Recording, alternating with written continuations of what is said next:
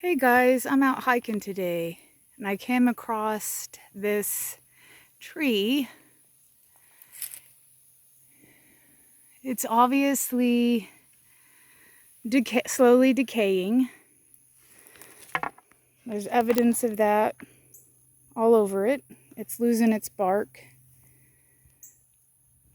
I am an amateur naturalist. I don't know much about trees per se. I love them though, but anyhow, I'm just curious what this might be. It is a fungus, obviously.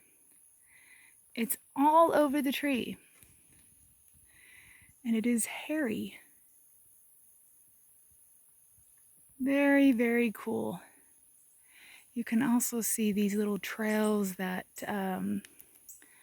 some kind of insect or bug made. Yeah, bugs, insects made.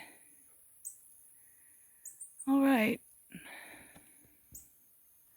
Just kind of curious what all this is. I tried to ID it on iNaturalist, and no one has really kind of confirmed or replied to my match. So because I'm not skilled, I can't be confident that that is what it is or what I found on there. Okay, so maybe somebody out there will find this video and tell me, oh, hello, what it is. Running into the tree behind me. All right.